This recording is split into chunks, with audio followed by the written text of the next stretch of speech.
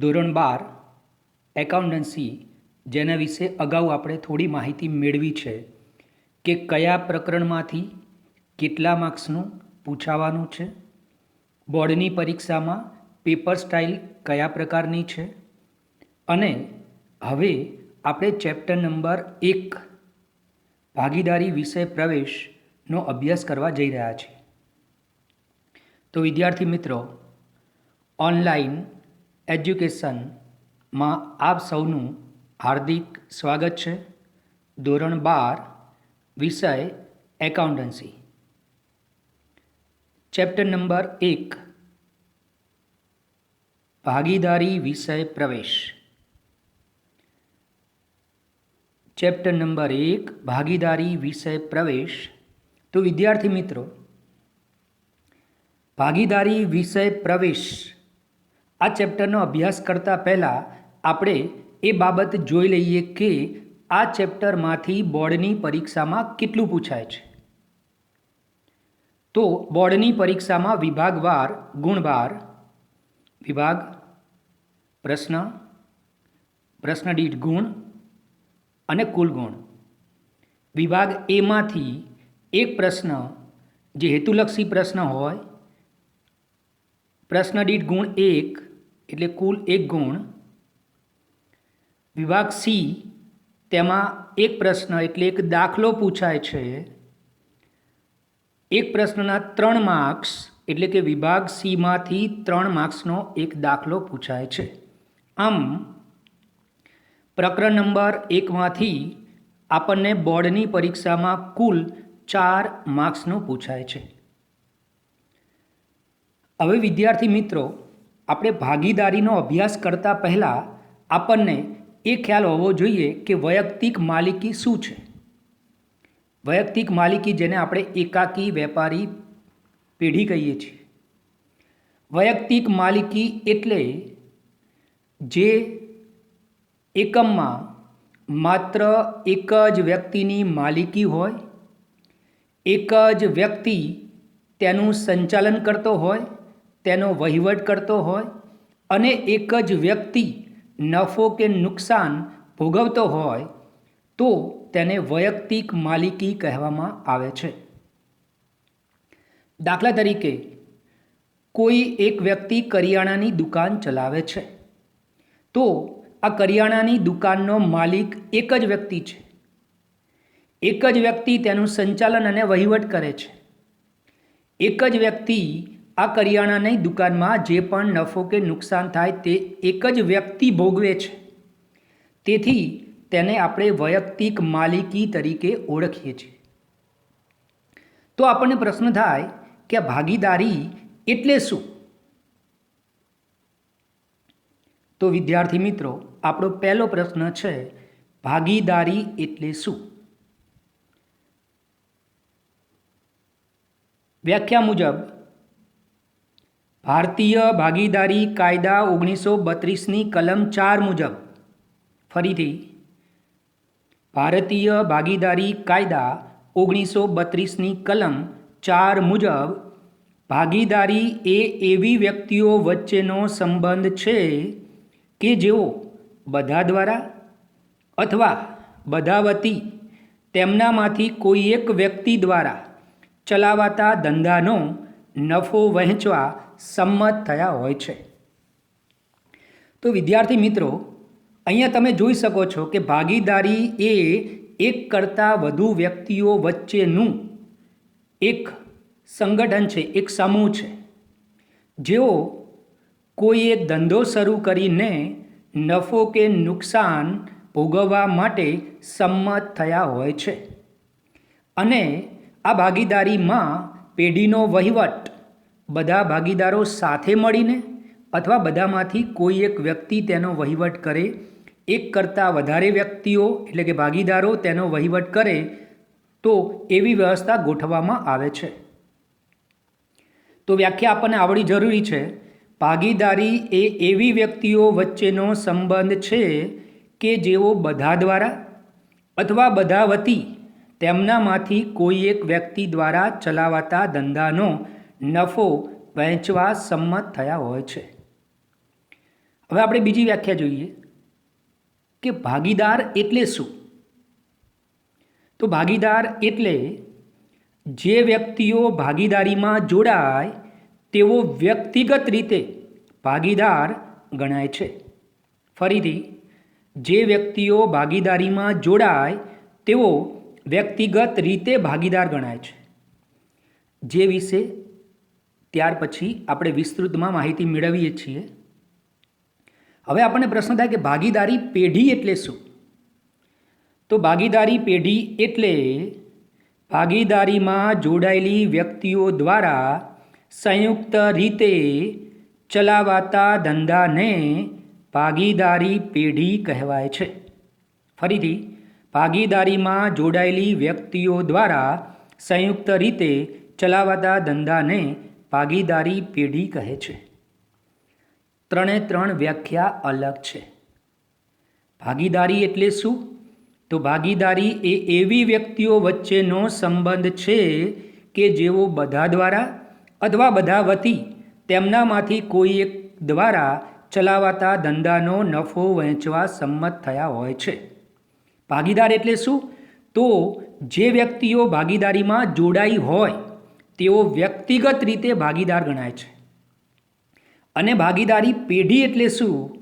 તો ભાગીદારીમાં જોડાયેલી વ્યક્તિઓ દ્વારા જે ધંધો શરૂ કરવામાં આવે તે ધંધાને આપણે ભાગીદારી પેઢી કહેવામાં આવે છે. હવે આ ત્રણે ત્રણ વ્યાખ્યાને આપણે વ્યવસ્થિત રીતે સમજીએ. અહીંયા તમને જો જુદા જુદા પ્રકારના ભાગીદારો તમને જોવા મળે છે. અહીંયા મેં એમના નામ આપેલા છે, જેમ કે એ નામનો ભાગીદાર, બી નામનો ભાગીદાર, સી નામનો ભાગીદાર, ડી નામનો ભાગીદાર,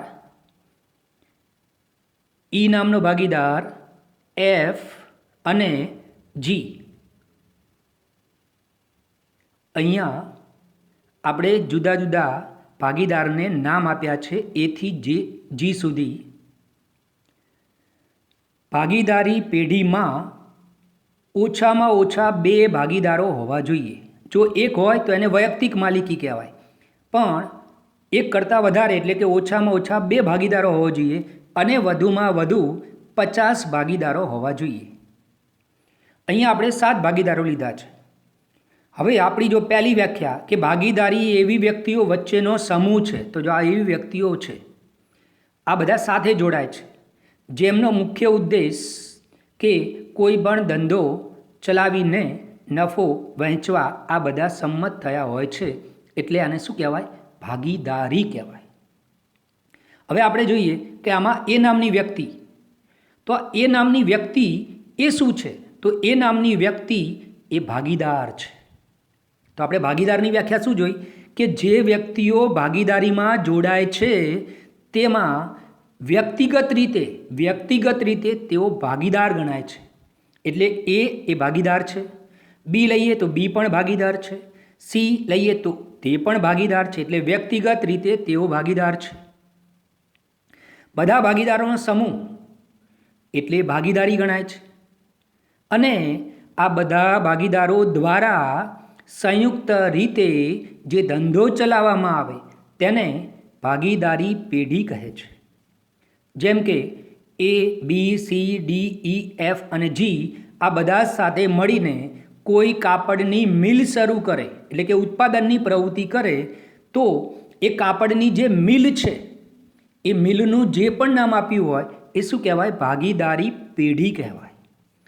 એમાં જેટલા વ્યક્તિઓ જોડાયા હોય તે બધા ભાગીદારો કહેવાય અને તેમાં એક વ્યક્તિ એ ભાગીદાર તરીકે ઓળખાય છે. તો અહીંયા ત્રણે ત્રણ વ્યાખ્યા ક્લિયર થાય છે. ત્યાર પછી વિદ્યાર્થી મિત્રો, ભાગીદારીનો અર્થ જોયા પછી આપણે એના લક્ષણો જોઈશું કે ભાગીદારીના લક્ષણો કેવા હોય. તો પહેલું જ કે ભાગીદારી કરારથી અસ્તિત્વમાં આવે છે. જ્યારે કોઈ પણ ભાગીદારી પેઢી શરૂ કરવાની હોય ત્યારે તે અંગે ભાગીદારો વચ્ચે કેટલાક નિયમો નક્કી કરવામાં આવે છે અને આ નિયમોને આધારે તેમના વચ્ચે લેખિત કે મૌખિક સ્વરૂપે કરાર કરવામાં આવે છે અને આ કરારથી જ ભાગીદારી અસ્તિત્વમાં આવે છે. એટલે ભાગીદારી કરારથી અસ્તિત્વમાં આવે છે. ભાગીદારી કરાર લેખિત કે મૌખિક હોઈ શકે, પરંતુ લેખિત કરાર વધુ ઈચ્છનીય અને હિતાવહ છે. અને ભાગીદારી કરારનામું એ પેઢી માટે વહીવટી બંધારણ છે. જ્યારે પણ ભાગીદારો વચ્ચે કોઈ પણ વિવાદ કે પ્રશ્ન ઊભો થાય ત્યારે આ લેખિત કરાર એક પુરાવા તરીકે રજૂ કરી શકાય છે અને આ કરારને આધારે સમગ્ર ભાગીદારી પેઢીનું સંચાલન કરવામાં આવે છે. તેથી ભાગીદારી કરારનામું પેઢી માટે વહીવટી બંધારણ છે. બીજું લક્ષણ, નફાનો હેતુ. ભાગીદારી શરૂ કરવાનો મુખ્ય હેતુ એ નફાનો છે. ભાગીદારી શરૂ કરવાનો મુખ્ય હેતુ નફો કરવાનો છે. ભાગીદારો વચ્ચે નફો કે નુકસાન કરારમાં નક્કી કરેલા પ્રમાણમાં વહેંચવામાં આવે છે. એટલે કે જો કરારમાં એવું નક્કી કર્યું હોય કે ભાગીદારો વચ્ચે નફો અને નુકસાન 5:3:2 પ્રમાણમાં વહેંચવામાં આવશે તો આપણે એ પ્રમાણમાં વહેંચો. પરંતુ જો કરારમાં એ ઉલ્લેખ કર્યો હોય કે ભાગીદારો વચ્ચે નફો કે નુકસાન મૂડીના પ્રમાણમાં વહેંચો તો આપણે મૂડીના પ્રમાણમાં વહેંચવાનો છે. પરંતુ દાખલામાં કરારમાં ભાગીદારો વચ્ચે આ નફાના વહેંચણી અંગે કોઈ પણ પ્રકારનું પ્રમાણ આપવામાં ન આવેલું હોય, એટલે કે કરારમાં કોઈ જોગવાઈ કરવામાં આવેલી ન હોય તો ભારતીય ભાગીદારી કાયદા 1932 પ્રમાણે ભાગીદારો વચ્ચે નફો નુકસાન સરખા પ્રમાણમાં વહેંચવામાં આવે છે. એટલે વિદ્યાર્થી મિત્રો, તમારે ખાસ યાદ રાખવાનું છે કે જ્યારે કરારમાં ઉલ્લેખ ન હોય ત્યારે ભાગીદારો વચ્ચે નફો કે નુકસાન સરખા પ્રમાણમાં વહેંચાય છે. જો એ અને બી ભાગીદાર હોય તો 1:1, જો એ બી સી ભાગીદાર હોય તો 1:1:1, જો એ બી સી અને ડી ભાગીદાર હોય તો 1:1:1. એટલે કે જેટલા ભાગીદાર હોય તેમની વચ્ચે સરખા પ્રમાણમાં નફો નુકસાન વહેંચવામાં આવે છે જો કરારમાં ઉલ્લેખ ન હોય તો. અને કરારમાં ઉલ્લેખ કરેલો હોય તો આપણે તે પ્રમાણમાં ભાગીદારો વચ્ચે નફો નુકસાન વહેંચવામાં આવે છે. ત્રીજું લક્ષણ, કાયદેસરનો ધંધો. ભાગીદારી પેઢી કાયદેસરનો ધંધો ચલાવવા માટે અસ્તિત્વમાં આવે છે. આપણા ભારતમાં કાયદા મુજબ જે ધંધાને માન્ય ગણવામાં આવતો હોય તેવો જ ધંધો શરૂ કરી શકાય છે. ગેરકાયદેસરનો ધંધો કે બિનકાયદેસરના ધંધાને મંજૂરી આપવામાં આવતી નથી. તેથી બિનકાયદેસર ધંધા માટે આવો કરાર કરવામાં આવતો નથી કે ભાગીદારી શરૂ કરવામાં આવતી નથી. ભાગીદારી માત્ર ને માત્ર કાયદેસરનો ધંધો કરવા માટે જ અસ્તિત્વમાં આવે છે. ભાગીદારીના લક્ષણોમાં મુદ્દા નંબર 4, ભાગીદારીમાં એક ભાગીદાર બીજા ભાગીદારનો પ્રતિનિધિ એટલે કે એજન્ટ ગણાય છે.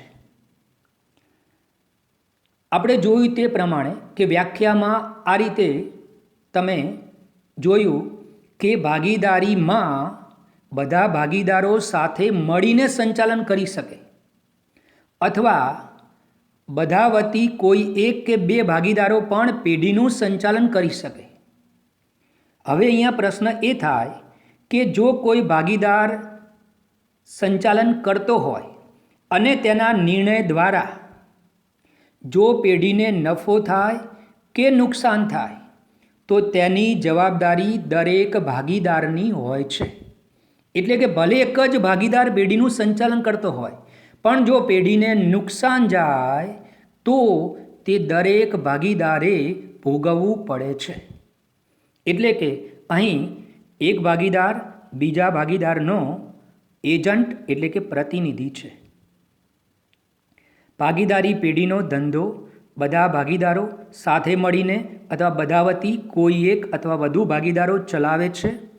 આમ ભલે કોઈ એક ભાગીદાર ધંધાનો વહીવટ કરે, પરંતુ તેના દ્વારા ઉપસ્થિત થતી જવાબદારી માટે બધા ભાગીદારો જવાબદાર બને છે. તેથી દરેક ભાગીદાર એકબીજાનો એજન્ટ કે પ્રતિનિધિ ગણાય છે. મુદ્દા નંબર 5 એટલે કે પાંચમું લક્ષણ સભ્ય સંખ્યા. હવે આપણે અહીંયા સભ્ય સંખ્યા જોઈએ તો આપણને ખ્યાલ છે કે ભાગીદારી પેઢીમાં ઓછામાં ઓછા 2 ભાગીદારો હોવા જોઈએ. જ્યારે વધુમાં વધુ કેટલા ભાગીદારો હોવા જોઈએ તો તે અંગે પણ જોગવાઈ કરવામાં આવેલી છે. જેમ કે કંપની ધારા 2013ની કલમ 464 પ્રમાણે વધુમાં વધુ 100 સંખ્યા રાખી શકાય. પરંતુ હાલમાં કંપની નિયમ 2014ના નિયમ 10 મુજબ ભાગીદારોની મહત્તમ સંખ્યા 50 નક્કી કરેલ છે. જો તમને પરીક્ષામાં એવું પૂછાય કે ભાગીદારી પેઢીમાં ઓછામાં ઓછા કેટલા ભાગીદારો હોય છે તો 2 જવાબ આવશે. વધુમાં વધુ કેટલા ભાગીદારો હોય છે તો 50 જવાબ આવશે. પણ જો તમને ઉલ્લેખ કર્યું હોય કે કંપની ધારા 2013ની કલમ 464 મુજબ વધુમાં વધુ કેટલા ભાગીદારો રાખી શકાય તો ત્યાં જવાબ તમારો 100 આવશે. ત્યાર પછી મુદ્દા નંબર 6 એટલે કે લક્ષણ નંબર 6 અમર્યાદિત જવાબદારી.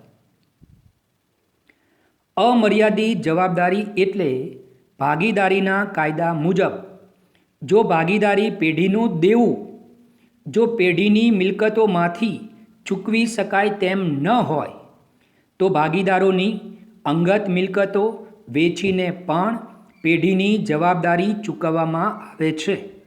અને દરેક ભાગીદાર સંયુક્ત રીતે ભાગીદારી પેઢીના આ દેવા માટે જવાબદાર ગણાય છે, જેને અમર્યાદિત જવાબદારી કહેવામાં આવે છે. જેમ કે તમને ખ્યાલ છે કે વૈયક્તિક માલિકીમાં એક જ વ્યક્તિ માલિક હોય છે, એટલે બધી જ જવાબદારી તેની હોય છે. ભાગીદારી પેઢીમાં એક કરતાં વધારે ભાગીદારો હોય છે તો પેઢીના દેવા માટે આ બધા જ ભાગીદારો સંયુક્ત રીતે જવાબદાર ગણાય છે. જ્યારે કંપનીના સ્વરૂપમાં મર્યાદિત જવાબદારી હોય છે. એટલે શું? જેમ કે તમે કોઈ કંપનીના શેર ખરીદ્યા છે અને એ શેરમાં તમે 50,000 રૂપિયાનું રોકાણ કર્યું છે. જો હવે કંપની ફડચામાં જાય એટલે કે નુકસાનમાં જાય તો કંપનીનું દેવું ચૂકવવા માટે તમારી જવાબદારી માત્ર 50,000 રૂપિયા સુધીની જ ગણાય છે. એટલે કે તમે જેટલા રૂપિયાનું શેરમાં રોકાણ કર્યું છે તેટલી જ તમારી જવાબદારી બને છે.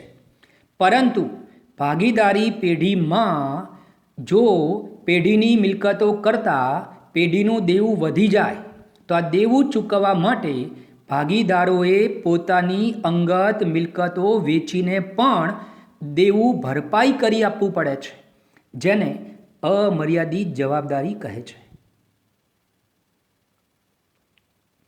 ત્યાર પછી મુદ્દા નંબર 7 પેઢીની માલિકી અને સંચાલન. ભાગીદારી પેઢીમાં ભાગીદારો ધંધાના માલિકો હોય છે અને આ બધા જ ભાગીદારો ધંધાનું સંચાલન કરે છે. ભાગીદારી પેઢીનું સંચાલન બધા જ ભાગીદારો અથવા બધા વતી કોઈ એક અથવા વધુ ભાગીદારો કરી શકે છે. તો વિદ્યાર્થી મિત્રો, તમે જોયું કે વૈયક્તિક માલિકીમાં એક જ વ્યક્તિ માલિક હોય છે અને એક જ વ્યક્તિ એનું સંચાલન કરે છે.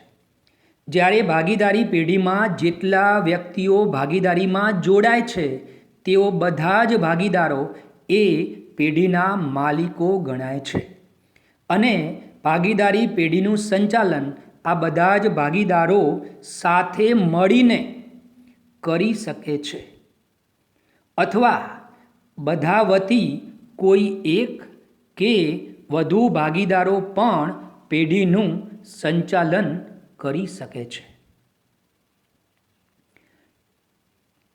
તો વિદ્યાર્થી મિત્રો, અહીંયા સુધી ભાગીદારીના લક્ષણો છે. પરીક્ષાની અંદર તમને ભાગીદારીના ગમે તે લક્ષણ પૂછી શકે. બધા લક્ષણો પૂછાતા નથી, પણ આપણી બધી પૂરેપૂરી તૈયારી હોવી જોઈએ, કારણ કે આપણને તેમાંથી હેતુલક્ષી પ્રશ્ન પણ પૂછી શકે. જેમ કે ભાગીદારી પેઢીમાં વધુમાં વધુ કેટલા ભાગીદારો હોઈ શકે? તો ભાગીદારી પેઢીમાં વધુમાં વધુ 50 ભાગીદારો હોઈ શકે. તો આ રીતે તમને ટૂંકો પ્રશ્ન પણ પૂછાઈ શકે છે. એટલે આપણે તેના લક્ષણો કમ્પ્લીટ તૈયાર કરવાના છે. હવે જ્યારે પણ ભાગીદારી શરૂ કરવામાં આવે ત્યારે સૌપ્રથમ ભાગીદારો વચ્ચે કરારનામું કરવામાં આવે છે, અને આ લેખિત સ્વરૂપે જે કરારનામું કરવામાં આવે છે તેને ખતપત્ર તરીકે ઓળખવામાં આવે છે. ભાગીદારો વચ્ચે લેખિત સ્વરૂપે કરવામાં આવતા કરારને ભાગીદારી કરારનામું કહેવાય છે. ભાગીદારી કરારનામું લેખિત કે મૌખિક હોઈ શકે છે. ભાગીદારી કરારનામું લેખિત કે મૌખિક હોઈ શકે છે, પરંતુ લેખિત કરારનામું વધુ હિતાવહ છે. કારણ કે જો આપણે ભવિષ્યમાં ભાગીદારો વચ્ચે કોઈ ગેરસમજ ઊભી થાય કે કોઈ વિવાદ ઊભો થાય કે કોઈ પ્રશ્ન ઊભો થાય તો કરાર દ્વારા તેનો ઉકેલ લાવી શકાય છે, અને આ કરારને આપણે પુરાવા તરીકે પણ રજૂ કરી શકીએ છીએ. એટલે જો કોઈ ભાગીદાર કોર્ટમાં દાવો માંડે તો આપણે કોર્ટમાં ભાગીદારી કરારનામું પુરાવા તરીકે પણ રજૂ કરી શકાય છે. એટલે કોઈ પણ વિવાદ કે પ્રશ્નનો ઉકેલ સરળતાથી લાવી શકાય છે, અને આ કરારને આધારે જ ભાગીદારી પેઢીનું સંચાલન થાય છે. તેથી ભાગીદારી કરારનામું ભાગીદારી પેઢી માટે વહીવટી બંધારણ છે. તો સૌથી પહેલાં અહીંયા તમને કરારનામાની વ્યાખ્યા આપવામાં આવેલી છે. તમને કેટલી વાર પરીક્ષામાં આવો પણ પ્રશ્ન પૂછાય કે ભાગીદારી કરારનામાનું બીજું નામ શું છે? તો કે ખતપત્ર. ભાગીદારી કરારનામું એ ભાગીદારી પેઢી માટે શું છે? તો કે વહીવટી બંધારણ છે. ભાગીદારી કરારનામું લેખિત શા માટે હોવું જોઈએ? તો ભાગીદારી કરારનામું લેખિત હોય તો ભવિષ્યમાં ભાગીદારો વચ્ચે કોઈ પ્રશ્નો વિવાદ ઊભો થાય કે મતભેદ ઊભો થાય તો તેનો નિકાલ લાવી શકાય છે. હવે ભાગીદારી કરારનામામાં કઈ કઈ બાબતોનો સમાવેશ થાય છે તે આપણે જોઈ લેશું. નંબર 1, સૌથી પહેલાં ભાગીદારોની વિગત. જ્યારે પણ ભાગીદારી કરારનામું કરવામાં આવે ત્યારે સ્ટેમ્પ પેપર ઉપર બધી જ માહિતી લખી શકાય અને તેમાં બધા જ ભાગીદારોની સહી લેવામાં આવે છે. ત્યારે જે ભાગીદારો ભાગીદારીમાં જોડાય છે આ દરેક ભાગીદારોના નામ, સરનામા અને અન્ય વિગતો અંગેની માહિતી કરારનામામાં દર્શાવવામાં આવે છે. તો પહેલો મુદ્દો છે ભાગીદારોની વિગતો. બીજો મુદ્દો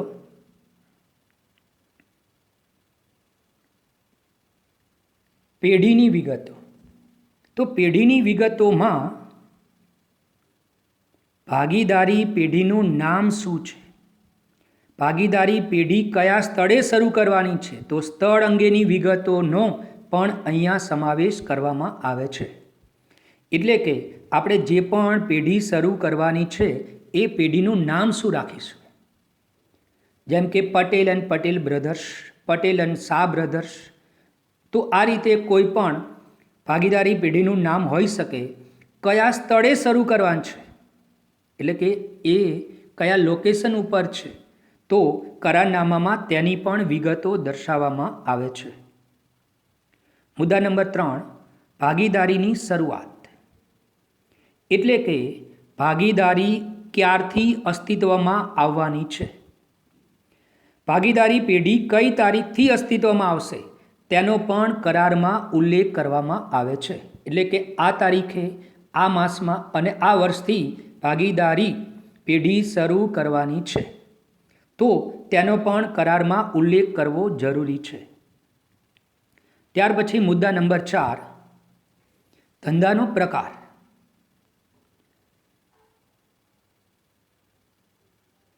પેઢીના ધંધાના પ્રકાર અંગેની માહિતી અહીં આપવામાં આવે છે. ધંધાનો પ્રકાર એટલે કે ભાગીદારી કયા પ્રકારનો ધંધો કરવા માટે અસ્તિત્વમાં આવી છે.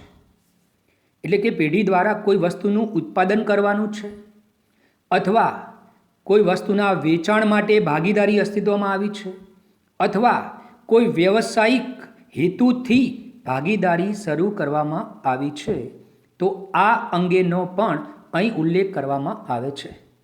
દાખલા તરીકે 4-5 ડૉક્ટરો ભેગા થઈને એક હોસ્પિટલ શરૂ કરે તો આ એક વ્યવસાયિક ભાગીદારી ગણાય. 4-5 ચાર્ટર્ડ એકાઉન્ટન્ટ ભેગા થઈને એક ભાગીદારી શરૂ કરે તો પણ એક વ્યવસાયિક ભાગીદારી ગણાય છે. કાપડનું ઉત્પાદન કરવા માટે અમુક ભાગીદારો ભેગા થઈને કાપડનું ઉત્પાદન કરે તો તે ઉત્પાદન પ્રકારની ભાગીદારી ગણાય છે. તો તેવી જ રીતે કોઈ વસ્તુનું વેચાણ કરવા માટે પણ ભાગીદારી શરૂ કરી શકાય છે. એટલે કે ધંધાનો પ્રકાર કયા પ્રકારનો છે, ઉત્પાદન, વેચાણ કે વ્યવસાયિક, તેનો ઉલ્લેખ અહીં કરવામાં આવે છે. ત્યારબાદ મુદ્દા નંબર 5, મૂડી. સૌથી મહત્વની બાબત એ મૂડી છે. તો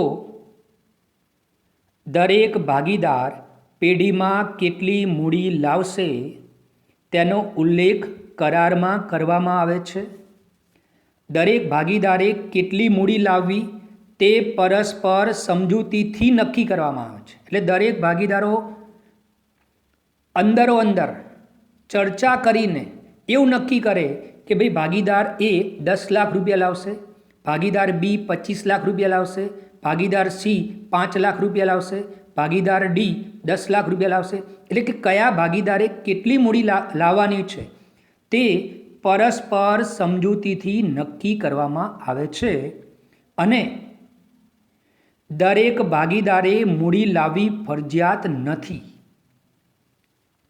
હવે જ્યારે કોઈ પણ ભાગીદારી શરૂ કરવાની હોય તો સૌથી પહેલાં એ નક્કી કરવામાં આવે છે કે આ ભાગીદારી પેઢીમાં કેટલી મૂડીની જરૂર પડશે અને દરેક ભાગીદાર કેટલી મૂડી લાવશે. કારણ કે આ જે પણ મૂડી છે એ મૂડીને આધારે આપણે યોગ્ય રોકાણ કરી શકીએ અને ભાગીદારી પેઢી શરૂ કરી શકીએ. કેટલીક વાર એવું બને છે કે કોઈ ભાગીદાર મૂડી ન લાવે તો પણ ચાલે. હવે આપણને પ્રશ્ન થાય કે ભાઈ કોઈ ભાગીદાર મૂડી ન લાવે તો એને ભાગીદાર કેમ બનાવવો? પણ કેટલીક વાર એવું હોય છે કે કોઈ ભાગીદાર પાસે વિશિષ્ટ આવડત હોય અને આપણે વિશિષ્ટ આવડતનો આપણા ધંધામાં આપણે લાભ લેવો હોય અને એના દ્વારા આપણે પેઢીને નફો મળી શકે તેમ હોય તો આપણે મૂડી વગર પણ તે ભાગીદારને આપણી પેઢીમાં ભાગીદાર તરીકે પ્રવેશ આપીએ છીએ અથવા એને ભાગીદાર બનાવીએ છીએ. કારણ કે તેનો લાભ મળવાથી ભવિષ્યમાં આપણા ધંધામાં નફો વધવાની શક્યતા વધારે રહેલી છે. એટલે દરેક ભાગીદારે પેઢીમાં મૂડી લાવવી ફરજિયાત નથી. ત્યાર પછી મુદ્દા નંબર 6, મૂડી પર વ્યાજ. હવે અહીંયા આપણને ખ્યાલ છે કે દરેક ભાગીદારો મૂડી લાવે છે, કેટલાક ભાગીદારો મૂડી લાવતા નથી, પરંતુ ભાગીદારોએ લાવેલ મૂડી પર વ્યાજ આપવું કે નહીં તેનો ઉલ્લેખ કરારમાં કરવામાં આવે છે. એટલે કે કરારમાં પહેલેથી જ સ્પષ્ટ કરેલું હોય કે દરેક ભાગીદારો જેટલા પ્રમાણમાં મૂડી લાવ્યા હોય તેના પર 5%, 10%, 12% કે 15% કેટલું મૂડી પર વ્યાજ આપવું તેનો કરારમાં ઉલ્લેખ કરવામાં આવે છે. પરંતુ જો કરારમાં ઉલ્લેખ ન હોય, એટલે કે કરારમાં કોઈ પણ પ્રકારનો ઉલ્લેખ કર્યો ન હોય કે ભાઈ મૂડી પર વ્યાજ કેટલું ચૂકવવાનું છે કે નથી ચૂકવવાનું, એવો કોઈ ઉલ્લેખ ન હોય, તો 1932ના ભારતીય ભાગીદારી કાયદા મુજબ ભાગીદારોને મૂડી પર વ્યાજ આપવામાં આવતું નથી. ફરીથી 1932ના ભારતીય ભાગીદારી કાયદાની જોગવાઈ મુજબ ભાગીદારોને મૂડી પર વ્યાજ આપવામાં આવતું નથી. પણ ક્યારે? જો કરારમાં ઉલ્લેખ ન હોય તો. ત્યાર પછી મુદ્દા નંબર 7, ઉપાડ. દરેક ભાગીદાર પેઢીમાંથી વધુમાં વધુ કેટલી રકમનો ઉપાડ કરી શકશે તેનો ઉલ્લેખ કરારમાં કરવામાં આવે છે. અહીં દરેક ભાગીદાર વર્ષ દરમિયાન વધુમાં વધુ કેટલી રકમનો ઉપાડ કરી શકશે તેનો પણ કરારમાં ઉલ્લેખ કરવો ખૂબ જ મહત્ત્વનો છે. કારણ કે કેટલીક વાર કોઈ ભાગીદાર વધારે ઉપાડ કરે તો આપણી પેઢીમાં રોકડ એટલે કે મૂડીનો પ્રશ્ન ઉપસ્થિત થાય છે.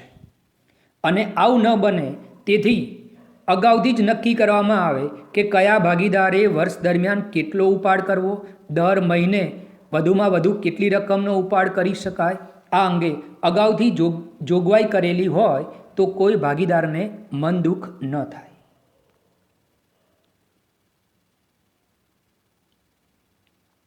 ત્યાર પછી ઉપાડ પર વ્યાજ. હવે જ્યારે ભાગીદારો ઉપાડ કરે છે તો આ ઉપાડ પર કેટલું વ્યાજ વસૂલ કરવું તે અંગે પણ કરારમાં ઉલ્લેખ કરવો જરૂરી છે. દાખલા તરીકે જો કરારમાં એવો ઉલ્લેખ કર્યો હોય કે ભાગીદારો વર્ષ દરમિયાન જે પણ ઉપાડ કરે તેના પણ વાર્ષિક 10% વ્યાજ વસૂલ કરવું, અથવા વાર્ષિક 6% વ્યાજ વસૂલ કરવું, અથવા વાર્ષિક 12% વ્યાજ વસૂલ કરવું. જો કરારમાં આ રીતે ઉલ્લેખ કરેલો હોય તો કરારમાં જે રીતે દર્શાવ્યું છે તે મુજબ જ, એટલે કે 12% કીધું હોય તો 12% પ્રમાણે ઉપાડ પર વ્યાજ વસૂલ કરવામાં આવે છે. પરંતુ જો કરારમાં ઉપાડ પર વ્યાજ અંગે ઉલ્લેખ કરેલ ન હોય, એટલે કે ભાગીદારોએ કરેલ ઉપાડ પર કેટલું વ્યાજ વસૂલ કરવું તેનો ઉલ્લેખ ન હોય તો ભાગીદારો પાસેથી ઉપાડ પર વ્યાજ વસૂલ કરી શકાતું નથી. એટલે કે અહીંયા પણ 1932ના ભારતીય ભાગીદારી કાયદાની જોગવાઈ મુજબ ભાગીદારો પાસેથી ઉપાડ પર વ્યાજ વસૂલ કરી શકાય નહીં. ત્યારબાદ મુદ્દા નંબર 9, નફા નુકસાનની વહેંચણી. જ્યારે પણ ભાગીદારો વચ્ચે નફો અને નુકસાન વહેંચવાનો પ્રશ્ન આવે ત્યારે સૌપ્રથમ ભાગીદારી પેઢીનો નફો કે નુકસાન ભાગીદારો વચ્ચે કયા પ્રમાણમાં વહેંચવામાં આવશે તેનો ઉલ્લેખ પણ કરારમાં કરવામાં આવે છે. દાખલા તરીકે એક્સ, વાય અને ઝેડ 3 ભાગીદારો છે. ત્રણેય ભાગીદારો વચ્ચે નફો નુકસાન 5:3:2ના પ્રમાણમાં વહેંચવામાં આવશે તેવું કરારમાં ઉલ્લેખ કર્યો હોય તો આપણે ત્રણેય ભાગીદારો વચ્ચે નફો નુકસાન 5:3:2ના પ્રમાણમાં વહેંચીશું. જો કરારમાં એવો ઉલ્લેખ કર્યો હોય કે એક્સ, વાય અને ઝેડ ભાગીદારો વચ્ચે નફો કે નુકસાન મૂડીના પ્રમાણમાં વહેંચવામાં આવશે તો આપણે મૂડીના પ્રમાણમાં નફો કે નુકસાન વહેંચવું. પરંતુ ભાગીદારી કરારમાં ભાગીદારો વચ્ચે નફો કે નુકસાન વહેંચવા અંગે કોઈ ઉલ્લેખ ન હોય તો 1932ના ભારતીય ભાગીદારી કાયદા મુજબ ભાગીદારો વચ્ચે નફો નુકસાન સરખા પ્રમાણમાં વહેંચાશે. જેમ કે એક્સ, વાય અને ઝેડ 3 ભાગીદાર છે તો 1:1 એકના પ્રમાણમાં નફો નુકસાન વહેંચાશે. દાખલા કે એ અને બી બે ભાગીદાર છે તો 1:1ના પ્રમાણમાં નફો વહેંચાશે. પણ આવું ક્યારે શક્ય બને? જો કરારમાં નફા નુકસાન વહેંચણી અંગે પ્રમાણ આપવામાં આવેલું ન હોય ત્યારે ભાગીદારો વચ્ચે નફો કે નુકસાન સરખા પ્રમાણમાં વહેંચવામાં આવે છે. મુદ્દા નંબર 10, ભાગીદારને પગાર, બોનસ, કમિશન કે મહેનતાણું. તો અહીંયા જુઓ કે જો કોઈ ભાગીદાર પેઢીમાં સક્રિય રીતે સંચાલનમાં ભાગ લેતો હોય તો તેને પગાર, કમિશન, બોનસ કે મહેનતાણું આપવાનું હોય તો તેનો ઉલ્લેખ કરારમાં કરવામાં આવે છે. કેટલીક વાર ભાગીદારી પેઢીમાં એક કે બે જ ભાગીદારો પેઢીમાં સક્રિય રીતે કામ કરતા હોય છે. હવે જ્યારે કોઈ ભાગીદાર સક્રિય રીતે કામ કરતો હોય તો તેને દર મહિને કેટલો પગાર આપવો એ અંગે કરારમાં જોગવાઈ કરવામાં આવે છે. જેમ કે દર મહિને 2000 પગાર આપવો તો આખા વર્ષનો 12-24,000 રૂપિયા પગાર આપવામાં આવે છે. પરંતુ જો કરારમાં આવો કોઈ ઉલ્લેખ ન હોય તો સક્રિય ભાગીદારને પગાર આપવામાં આવતો નથી. કેટલીક વાર કોઈ વિશિષ્ટ કામ બદલ ભાગીદારને બોનસ આપવામાં આવે કે સક્રિય ભાગીદારને વધારાનું કમિશન આપવામાં આવે તેવી પણ જોગવાઈ કરવામાં આવી હોય તો તે પ્રમાણે એને બોનસ, કમિશન કે મહેનતાણું આપવામાં આવે છે. પણ પગાર, કમિશન, બોનસ કે મહેનતાણું જો કરારમાં ઉલ્લેખ હોય તો જ આપવામાં આવે છે. અને જો કરારમાં ઉલ્લેખ ન હોય તો 1932ના ભારતીય ભાગીદારી કાયદાની જોગવાઈ મુજબ સક્રિય ભાગીદારને પગાર, કમિશન, બોનસ કે મહેનતાણું આપવામાં આવતું નથી.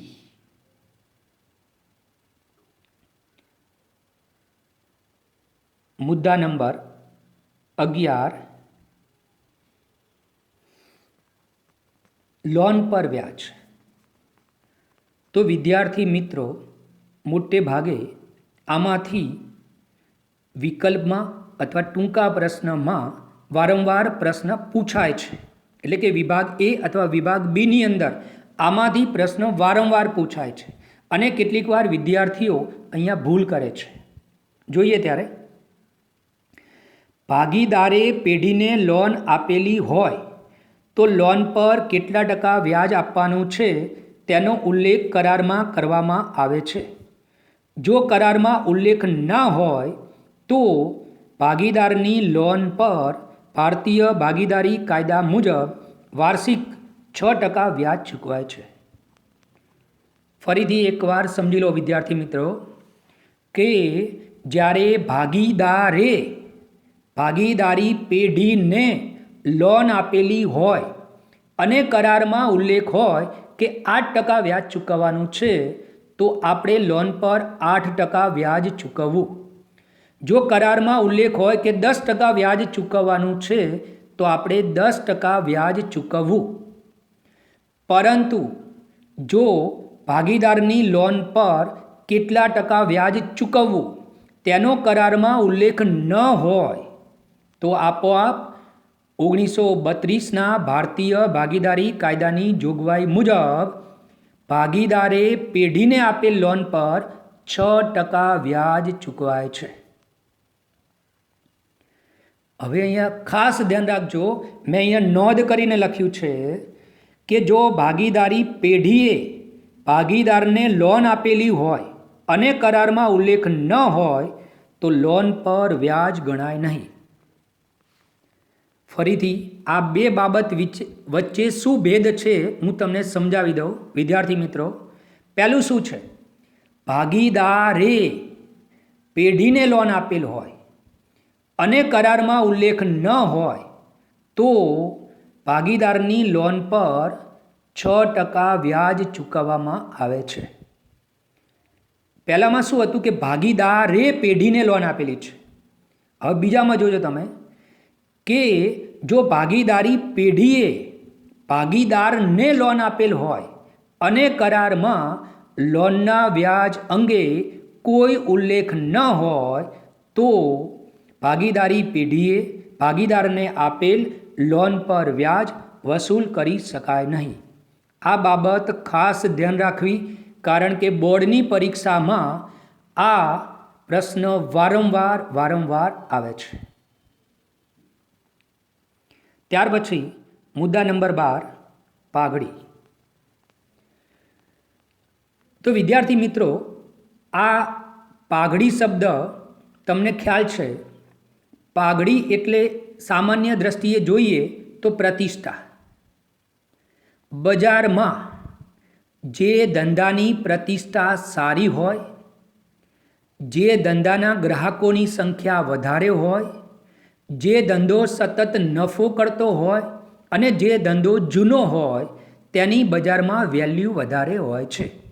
તેથી બીજા ધંધા કરતાં તે ધંધો જ્યારે ખરીદવામાં આવે ત્યારે તેનું મૂલ્ય વધારે ચૂકવવું પડે છે, અને આ જે વધારે મૂલ્ય ચૂકવવું પડે એ તેની પાઘડી છે. પાઘડી એટલે ધંધાની પ્રતિષ્ઠાનું મૂલ્ય દર્શાવતી અદૃશ્ય મિલકત. હવે આપણને પ્રશ્ન થાય કે કરાર વખતે પાઘડી અંગે આપણે શું ઉલ્લેખ કરવો જોઈએ? તો જો જ્યારે નવા ભાગીદારને પ્રવેશ કે જૂના ભાગીદારની નિવૃત્તિ કે મૃત્યુના સમયે પેઢીની પાઘડીની ગણતરી કેવી રીતે કરવી તેનો ઉલ્લેખ કરારમાં કરવામાં આવે છે. દાખલા તરીકે આપણે સમજી લઈએ, A, B અને C 3 ભાગીદારો 10 વર્ષથી એક ધંધો ચલાવે છે. 10 વર્ષ સુધી ધંધાની અંદર ખૂબ જ મહેનત કરીને બજારમાં ધંધાનું નામ ખૂબ જ ઊંચું લાવ્યા છે, એટલે કે તેની પ્રતિષ્ઠામાં ખૂબ જ વધારો કર્યો છે. તેથી આવા જૂના ધંધાની બજારમાં પાઘડી ઊભી થાય છે. હવે જો આપણે ડી નામના ભાગીદારને પેઢીમાં પ્રવેશ આપીએ તો નવા ભાગીદાર પાસેથી આપણે મિલકતના ભાગરૂપે મૂડી તરીકે રકમ તો લેવાની જ છે, પણ 10 વર્ષ સુધી જે આપણે મહેનત કરીને પેઢીની બજારમાં પ્રતિષ્ઠા ઊભી કરી છે અને જે આપણે પાઘડીનું નિર્માણ કર્યું છે, તો એ પાઘડીમાં પણ નવા ભાગીદાર પાસેથી આપણે ભાગ લેવાનો છે. તેવી જ રીતે કે જ્યારે કોઈ જૂનો ભાગીદાર પેઢીમાંથી નિવૃત્ત થાય કે મૃત્યુ પામે તો તેને પણ પેઢીમાંથી પાઘડીમાં હિસ્સો આપવો પડે છે. તો આ પ્રવેશ અને નિવૃત્તિ વખતે પાઘડીની ગણતરી કઈ રીતે કરવી તેનો ઉલ્લેખ પણ કરારમાં કરવામાં આવે છે. અને પાઘડી અંગે આખું એક ચેપ્ટર આપણે આવશે, જેના વિશે આપણે ત્યાં ડિટેલમાં અભ્યાસ કરીશું.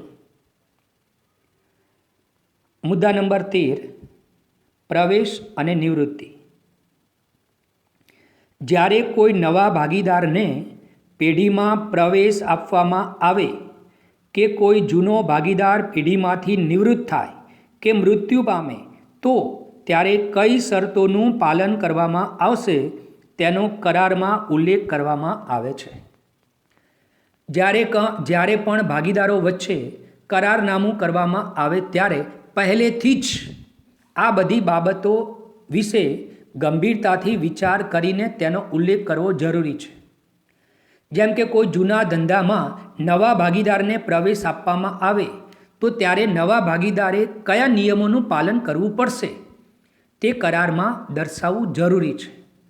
તેવી જ રીતે જ્યારે જૂની ભાગીદારી પેઢીમાંથી કોઈ ભાગીદાર નિવૃત્ત થાય કે મૃત્યુ પામે તો ત્યારે પણ કયા નિયમોનું પાલન કરવું તેનો પણ ઉલ્લેખ કરારમાં કરવો જરૂરી છે, કે જેથી ભવિષ્યમાં કોઈ પ્રશ્નો ઊભા ન થાય.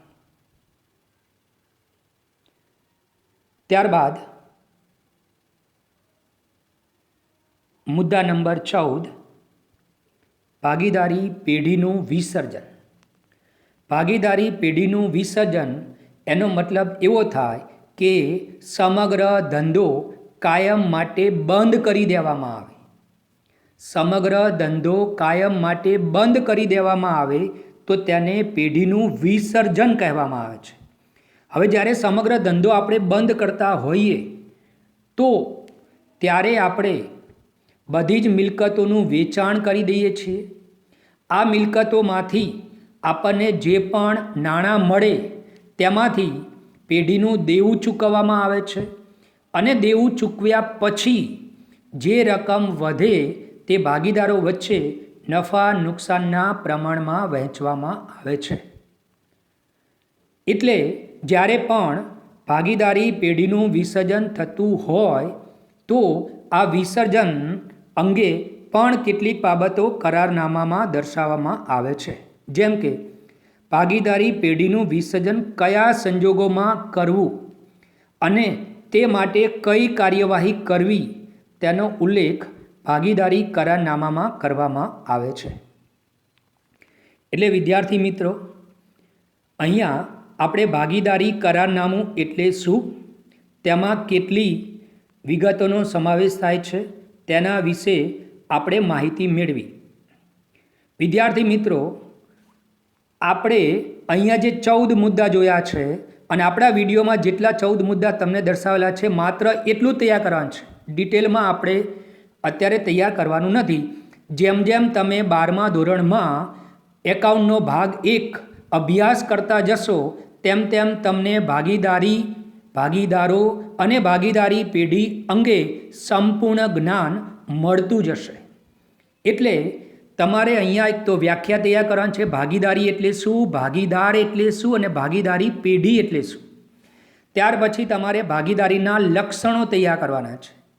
ત્યાર પછી ભાગીદારી કરારનામું એટલે શું, તેમાં કઈ કઈ વિગતોનો સમાવેશ થાય છે તે તૈયાર કરવાનું છે. એટલે આમાંથી તમને ટૂંકો પ્રશ્ન પરીક્ષામાં પૂછાય છે. હજુ આગળ આપણે બીજી બાબતનો અભ્યાસ કરવાનો છે જેમાંથી પણ તમને ટૂંકો પ્રશ્ન પૂછી શકે છે. અને મોટા ભાગે બોર્ડની પરીક્ષામાં આ ચેપ્ટરમાંથી 3 માર્ક્સનો એક દાખલો પૂછાય છે. તો વિદ્યાર્થી મિત્રો,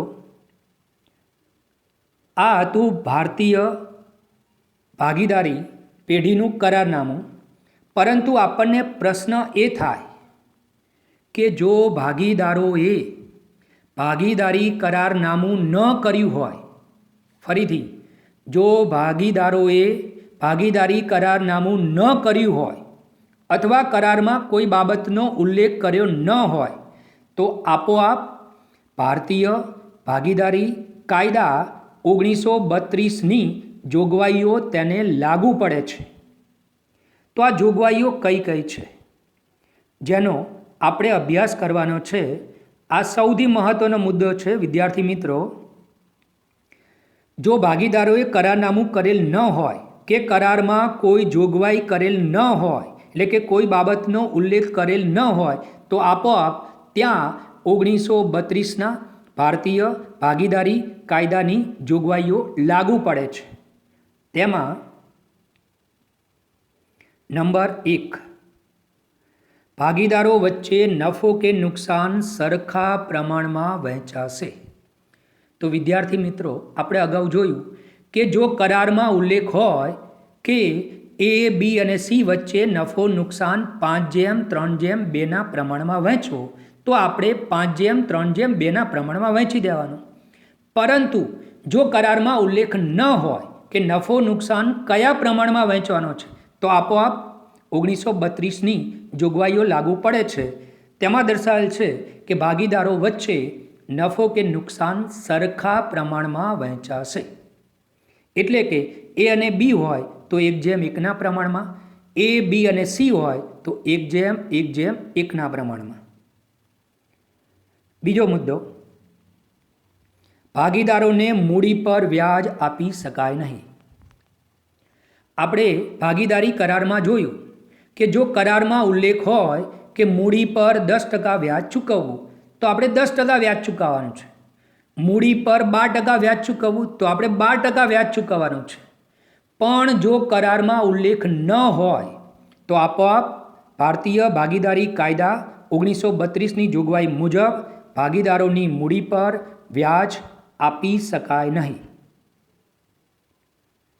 મુદ્દા નંબર 3, ભાગીદારે પેઢીમાંથી કરેલ ઉપાડ પર વ્યાજ વસૂલ કરી શકાય નહીં.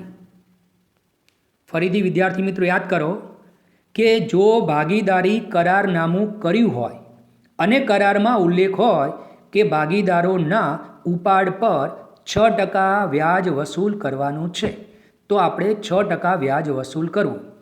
10% વ્યાજ વસૂલ કરવાનું છે તો આપણે 10% વ્યાજ વસૂલ કરવું. પરંતુ જો કરારમાં ઉલ્લેખ ન હોય તો ભારતીય ભાગીદારી કાયદા 1932ની જોગવાઈ મુજબ ભાગીદારોએ પેઢીમાંથી કરેલ ઉપાડ પર વ્યાજ વસૂલ કરી શકાય નહીં. મુદ્દા નંબર 4, ભાગીદારને પગાર, બોનસ, કમિશન કે મહેનતાણું આપી શકાય નહીં. જો કરારમાં ઉલ્લેખ ન હોય તો કોઈ સક્રિય ભાગીદારને પગાર, કમિશન, મહેનતાણું કે બોનસ આપી શકાશે નહીં. વિદ્યાર્થી મિત્રો ખાસ ધ્યાન રાખજો, જો કરારમાં એવો ઉલ્લેખ કરવામાં આવ્યો હોય કે સક્રિય ભાગીદારને દર મહિને 3000 પગાર આપવાનો છે તો જ આપણે એને પગાર આપવો. પણ કરારમાં ઉલ્લેખ ન હોય તો આપણે સક્રિય ભાગીદારને પગાર, કમિશન, બોનસ કે મહેનતાણું આપવાનું નથી. આ બાબત ખાસ ધ્યાનમાં રાખવી. મુદ્દા નંબર 5, ભાગીદારે પેઢીને આપેલ લોન પર વાર્ષિક 6% લેખે વ્યાજ આપવું. જે અગાઉ આપણે જોઈ લીધું કે કરારમાં ઉલ્લેખ હોય કે ભાગીદારે પેઢીને આપેલ લોન પર 12% વ્યાજ ચૂકવવું તો આપણે 12% વ્યાજ ચૂકવવાનું છે. 10% વ્યાજ ચૂકવવું તેવો ઉલ્લેખ કરેલ હોય તો આપણે 10% વ્યાજ ચૂકવવું. પરંતુ જો કરારમાં ભાગીદારે આપેલ લોન પર કેટલું વ્યાજ ચૂકવવું તેનો ઉલ્લેખ ન હોય તો આપોઆપ ભારતીય ભાગીદારી કાયદા 1932ની જોગવાઈ મુજબ ભાગીદારની લોન પર વાર્ષિક 6% વ્યાજ ચૂકવાય છે. આ 6% ખાસ યાદ રાખજો. અને અહીંયા બાબત એ પણ યાદ રાખજો કે ભાગીદારે પેઢીને આપેલી છે લોન. આ બાબત તમારે ખાસ યાદ રાખવાની છે. ભાગીદારે પેઢીને લોન આપેલી છે. મુદ્દા નંબર 6, પેઢીના દરેક ભાગીદારે પેઢીમાં લાવવાની મૂડી પરસ્પર સમજૂતીથી નક્કી થાય છે. મોટા ભાગે દરેકે દરેક ભાગીદારી પેઢીમાં ભાગીદારો પરસ્પર સમજૂતીથી મૂડી કેટલી લાવવી તે નક્કી કરે છે અને દરેક ભાગીદારે પેઢીમાં મૂડી લાવવી ફરજિયાત નથી. કેટલીક વાર એવું બને કે કોઈ વિશિષ્ટ જ્ઞાન ધરાવનાર ભાગીદારના જ્ઞાનનો કે આવડતનો આપણે લાભ લેવો હોય તો આપણે એને મૂડી વગર પણ ભાગીદાર બનાવી શકીએ છીએ. ત્યાર પછી મુદ્દા નંબર 7, જો કોઈ ભાગીદારે પેઢી માટે વાજબી ખર્ચ કરેલ હોય તો તે મજરે મેળવવાનો તેને અધિકાર છે. અહીં વિદ્યાર્થી મિત્રો ભાગીદારે પેઢી માટે કોઈ ખર્ચ કર્યો હોય, દાખલા તરીકે A, B, C અને D 4 ભાગીદારો છે. તેમાંથી ભાગીદાર B પેઢીના કોઈ કામકાજ માટે બોમ્બે ખરીદી કરવા માટે કે અન્ય કામકાજ માટે જાય છે અને પેઢી વતી તે વસ્તુની ખરીદી કરે કે અન્ય કોઈ ખર્ચ કરે તો તે પેઢીમાંથી વસૂલ કરવાનો તેને અધિકાર છે. તો આને શું કહેવાય કે પેઢી માટે વાજબી ખર્ચ કરેલ હોય તો તે મજરે મેળવવાનો તેને અધિકાર છે. તો ફરીથી એકવાર જોઈ લઈએ વિદ્યાર્થી મિત્રો કે જ્યારે કરારનામું કરેલું ન હોય કે કરારમાં ઉલ્લેખ કરેલો ન હોય ત્યારે ભારતીય ભાગીદારી કાયદા 1932ની જોગવાઈઓ લાગુ પડે છે અને આ જોગવાઈઓ 7 છે. નંબર 1, ભાગીદારો વચ્ચે નફો નુકસાન કયા પ્રમાણે વહેંચાય? તો સરખા પ્રમાણે. નંબર 2, ભાગીદારોને મૂડી પર વ્યાજ આપી શકાય નહીં. ભાગીદારે પેઢીમાંથી કરેલ ઉપાડ પર વ્યાજ વસૂલ કરી શકાય નહીં. ભાગીદારને એટલે કે સક્રિય ભાગીદારને પગાર, બોનસ, કમિશન કે મહેનતાણું આપી શકાય નહીં. ભાગીદારે પેઢીને આપેલી લોન હોય તો લોન પર વાર્ષિક 6% વ્યાજ ચૂકવાય છે. પેઢીના દરેક ભાગીદારે પેઢીમાં લાવવાની મૂડી પરસ્પર સમજૂતીથી નક્કી થાય છે અને દરેક ભાગીદારે મૂડી લાવવી ફરજિયાત નથી. અને છેલ્લે, જો કોઈ ભાગીદારે પેઢી માટે વાજબી ખર્ચ કરેલ હોય તો તેને મેળવવાનો તેને અધિકાર છે. તો જો વિદ્યાર્થી મિત્રો, 1932ના કાયદાની જોગવાઈમાંથી તમને કેટલીક વાર પ્રશ્ન પૂછાઈ શકે છે. દાખલા તરીકે, ભાગીદારો વચ્ચે જો કરારમાં ઉલ્લેખ ન હોય તો નફો નુકસાન કયા પ્રમાણે વહેંચાય? તો કે સરખા પ્રમાણમાં. ત્યાર પછી, જો ભાગીદારી કરારમાં ઉલ્લેખ ન હોય તો ભાગીદારની મૂડી પર કેટલું વ્યાજ આપવામાં આવે છે? તો વ્યાજ આપી શકાય નહીં. જો ભાગીદારી કરારમાં ઉલ્લેખ ન હોય તો ભાગીદારોએ કરેલ ઉપાડ પર કેટલા ટકા વ્યાજ વસૂલ કરી શકાય? તો વ્યાજ વસૂલ કરી શકાય નહીં. ભાગીદારે પેઢીને લોન આપેલ હોય અને કરારમાં ઉલ્લેખ ન હોય તો લોન પર કેટલા ટકા વ્યાજ વસૂલ કરી શકાય? તો 6% વ્યાજ વસૂલ કરી શકાય. પરંતુ અહીં એક બાબત ધ્યાનમાં રાખવાની છે કે જો ભાગીદારી પેઢીએ ભાગીદારને લોન આપેલ હોય અને કરારમાં ઉલ્લેખ ન હોય તો લોન પર વ્યાજ ગણાય નહીં. ખાસ યાદ રાખજો વિદ્યાર્થી મિત્રો, ફરીથી ભાગીદારી પેઢીને લોન આપેલ હોય તો 6%. ભાગીદારી પેઢીએ ભાગીદારને લોન આપેલ હોય અને કરારમાં ઉલ્લેખ ન હોય તો વ્યાજ ગણાય નહીં. તો વિદ્યાર્થી મિત્રો, આ ભારતીય ભાગીદારી કાયદા 1932ની 7 જોગવાઈઓ છે. વિદ્યાર્થી મિત્રો, અહીંયા આપણે જેટલો અભ્યાસ કર્યો છે તેને ચોપડામાં વ્યવસ્થિત રીતે તમારે લખવાનું છે અને એના આધારે તૈયારી કરવાની છે કે જેથી જેમ જેમ આપણો અભ્યાસક્રમ આગળ ચાલતો જાય તેમ તેમ તમારી તૈયારી સારામાં સારી થાય અને બોર્ડની પરીક્ષામાં સારામાં સારા માર્ક્સ તમે મેળવી શકો તે માટે સતત અભ્યાસ જરૂરી છે.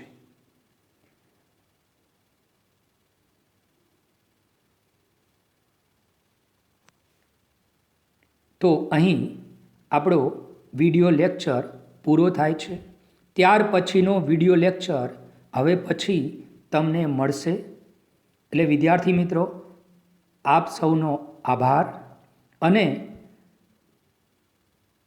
શાંતિથી વિડિયો લેક્ચર 2 થી 3 વાર જોઈ લેવા અને જોયા પછી એક અલગ ચોપડો બનાવીને તેમાં આ બધી જ માહિતી વ્યવસ્થિત રીતે નોંધવી કે જેથી જ્યારે જરૂર પડે ત્યારે તેમાંથી તમે અભ્યાસ કરી શકો.